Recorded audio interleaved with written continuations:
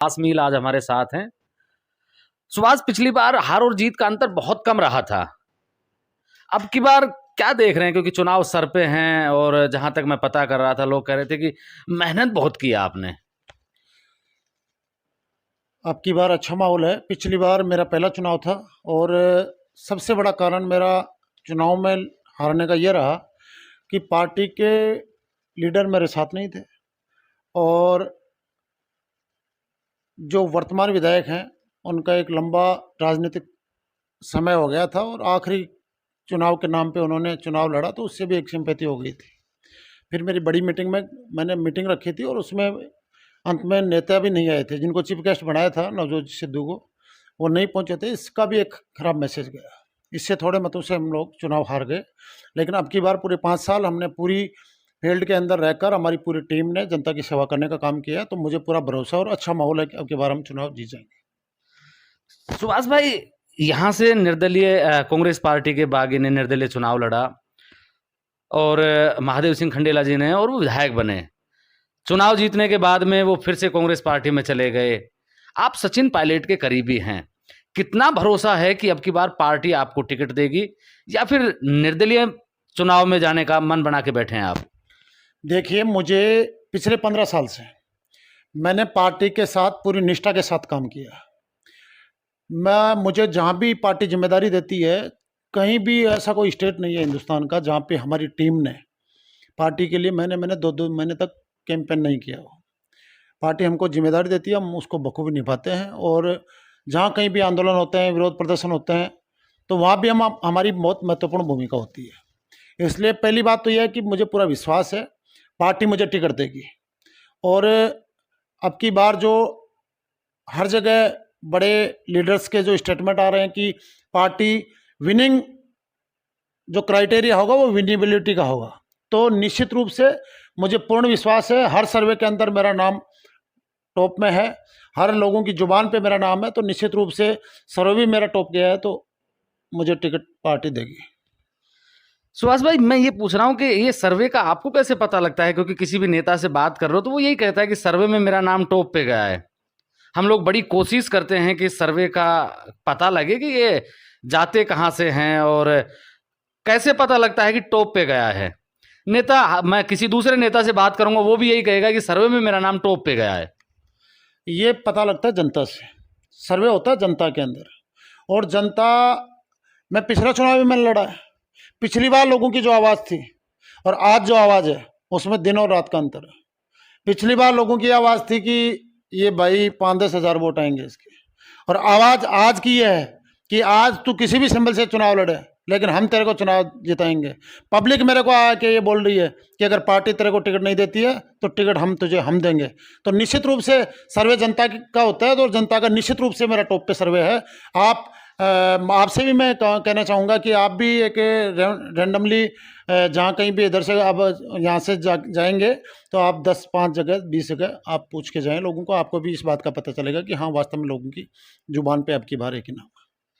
यहाँ से जो विधायक महादेव सिंह खंडेला जी सरकार में रहे हैं, और अब की बार जितने भी विधायक थे उनकी चली बहुत है। क्या देखते हैं कि खंडेला में किस तरीके के विकास के काम, किस तरीके के काम महादेव जी ने करवाए हैं?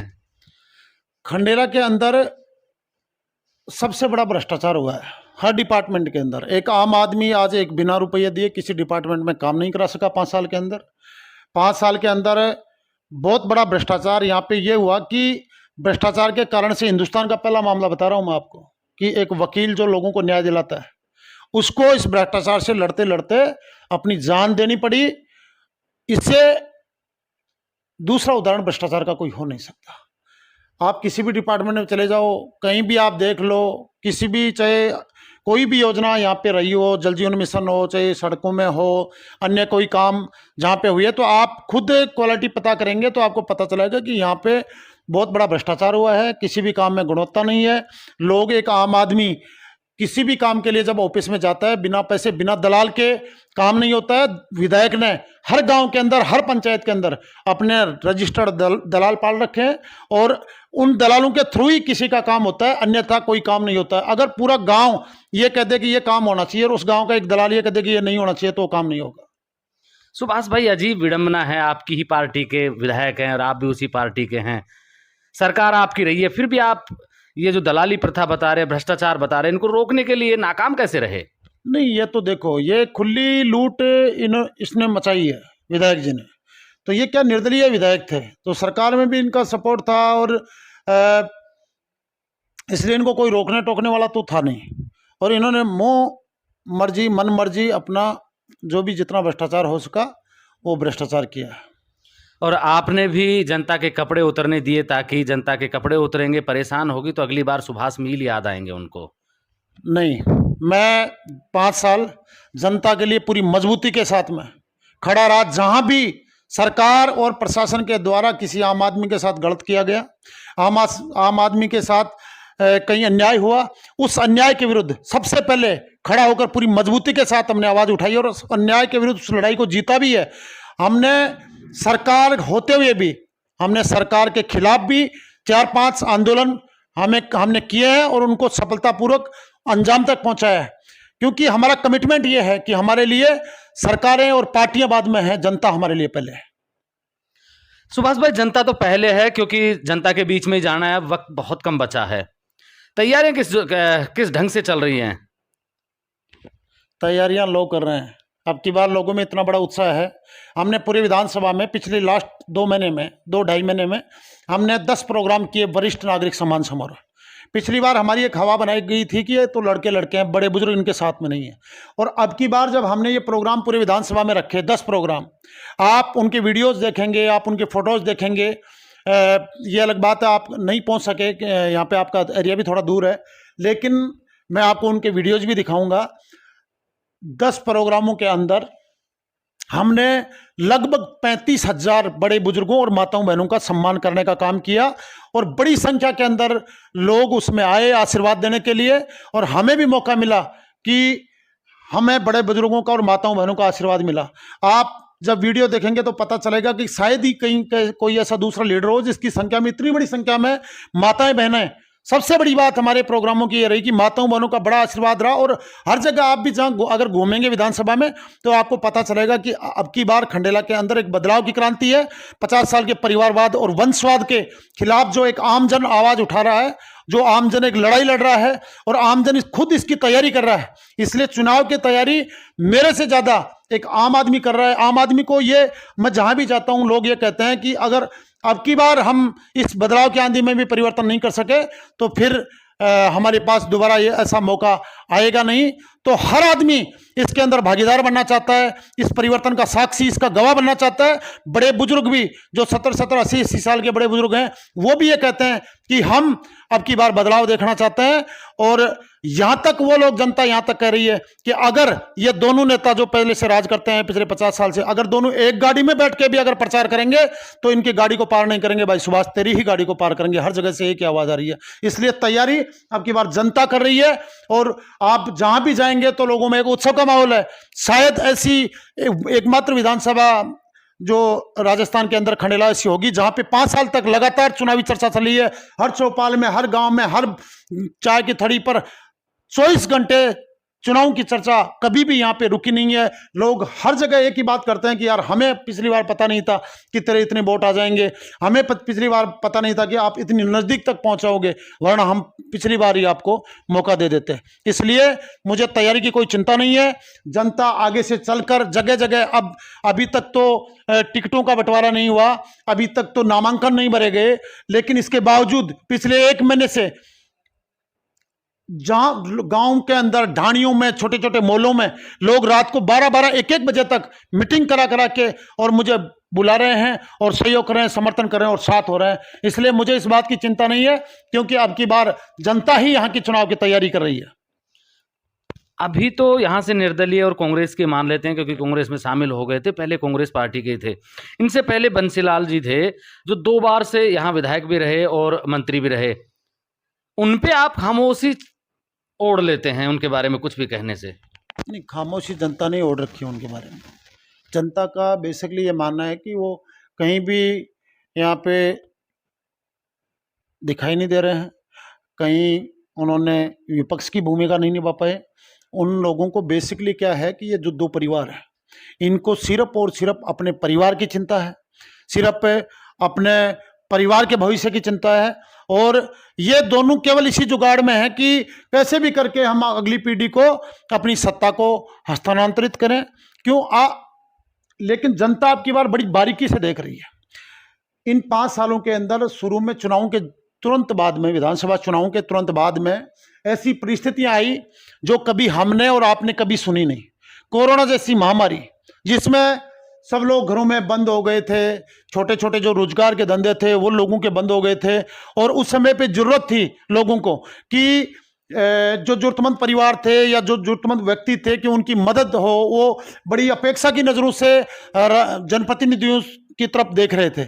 लेकिन ये बड़ी विडंबना है कि जो पिछले 50 साल से जनता के वोट से बारी बारी से राज कर रहे थे दोनों परिवार, इन्होंने दोनों ने अपने घर के दरवाजे बंद कर लिए, अपने घर में दुबक्के बैठ गए।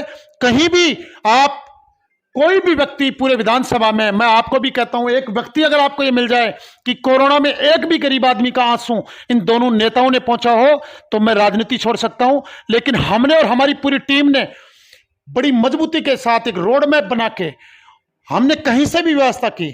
हम कोई इतने धनाढ़े नहीं है, लेकिन जो अच्छे काम के लिए कदम उठाता है तो आप जैसे भाई उसकी बहुत से लोग मदद करते हैं।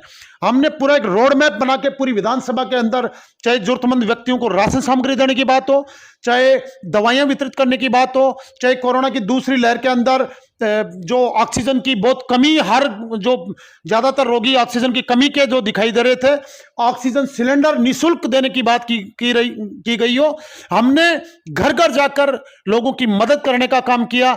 चाहे हमारे बाहर जो मजदूरी खाने कमाने के लिए जो हमारे लोग बाहर गए हैं दूसरे प्रदेशों में, या हमारे स्टूडेंट्स जो बाहर गए हुए हैं, उनको घर तक सकुशल पहुंचाने की बात हो, हमने लगभग 450-500 लोगों को परमिशन भी दिलाने का काम, उनकी गाड़ियों को परमिशन दिलाने का काम किया। और वो भी एक बड़ा कड़ा, एक कठिन सा प्रोसेस था, लेकिन हमने कैसे भी करके उन लोगों को घर तक पहुंचाने में जिसने भी हमें याद किया उनकी मदद की। पिछले दिनों आपने देखा होगा कि गाय माता के, आप कह रहे हैं कि भाई आप इनको क्यों याद नहीं करिए। ये वो लोग हैं जो चुनाव के अंदर गौ माता का नाम लेते हैं, गाय की बात करते हैं, गाय के भले की बात करते हैं, गाय की पूजा की बात करते हैं। लेकिन आप देखेंगे कि आप जब लोगों से पता चलेगा आपको कि जब गाय के अंदर, जब गौ माता पीड़ा के अंदर आई, जब उस पर लंपी नाम की महामारी ने कहर ढाया, तो ये लोग कहीं भी, एक भी जगह, एक भी गाय की सेवा करने के लिए बाहर नहीं निकले। जब लोग, इनके कार्यकर्ता कहते थे इनको कि साहब आप भी बाहर निकलो, सुभाष मिल के लोग गाय की सेवा कर रहे हैं, दवाइयां दे रहे हैं, जगह जगह जा रहे हैं, घर घर जा रहे हैं, तो ये लोग एक तो व्यंग कसते थे कि भाई गायों के कौन से वोट लगते हैं यार, ये तो ऐसे ही ठाले बुले घूम रहे हैं, इनका कोई मतलब नहीं है। तो मैं आपको ये कहना चाहता हूं कि जब ये लोगों को जरूरत थी, जब लोगों को उम्मीदें थी, जब लोगों को अपेक्षाएं थी इन लोगों से, क्योंकि किसी ना किसी ने इनको एक एक बार तो वोट निश्चित रूप से दिया है, तो उन लोगों को बहुत बड़ी उम्मीदें थी इस वक्त में कि ये लोग आएंगे, हमारी मदद करेंगे। लेकिन ये लोग बाहर नहीं निकले, घरों में दुबके रहे। हमने और हमारी पूरी टीम ने जान की परवाह किए बिना, पूरी जी जान और एक भावना के साथ में, सेवा भावना के साथ में हमने लोगों की मदद करने का काम किया। आज वही लोग, जो जरूरतमंद परिवार थे, वो ज़्यादा प्रभावी नहीं है, लेकिन आज वो लोग अपनी जगह मजबूती से खड़े हैं। और वो मुझे आके करें कि हमें वो दिन याद है, ये कोरोना भी चला गया, सारा समय गुजर गया, लेकिन सुभाष भाई आपने जो हमारी मदद की थी, हम उसको कभी ज़िंदगी में नहीं भूल सकते। इसलिए वो लोग आके मेरा हौसला बढ़ा रहे हैं। सुभाष भाई, आपने यहाँ से विधायक महादेव सिंह खंडेला पे भ्रष्टाचार के आरोप लगाए। मैं ये जानना चाह रहा हूँ कि, और लोग भी ये जानना चाहेंगे कि मान लीजिए आप विधायक बनते हैं, जो आरोप आपने लगाए हैं क्या उनको सिद्ध करके उन पे कार्रवाई करवाएंगे आप? निश्चित रूप से, क्योंकि राजनीति में आरोप लगाते हैं नेता एक दूसरे पर, लेकिन जैसे ही सत्ता में आते हैं, जैसे ही पावर में आते हैं, हाथ मिला लेते हैं बैक हैंड से। मैं आपके चैनल के माध्यम से लोगों को यकीन दिलाता हूं कि ये भ्रष्टाचार की कड़ी टूटेगी, और जिन मामलों के अंदर हम जांच करवा सकते हैं उनमें जांच भी होगी, भ्रष्टाचार उजागर भी होगा, और जो उसके पीछे दोषी होगा उसके लिए कार्रवाई भी होगी। हमने भ्रष्टाचार के लिए यहां भी लोगों को लोगों के साथ में हम खड़े हुए हैं, लोगों को सस्पेंड तक हमने अधिकारियों को यहां पे करवाया है। इसलिए इस बात के प्रति आपके माध्यम से मैं जनता को कहना चाहता हूं कि आप निश्चिंत रहें, हम भ्रष्टाचार के प्रति जीरो टॉलरेंस की नीति अपनाएंगे और निश्चित रूप से जो दोषी होगा उसके खिलाफ कड़ी से कड़ी कार्रवाई करेंगे।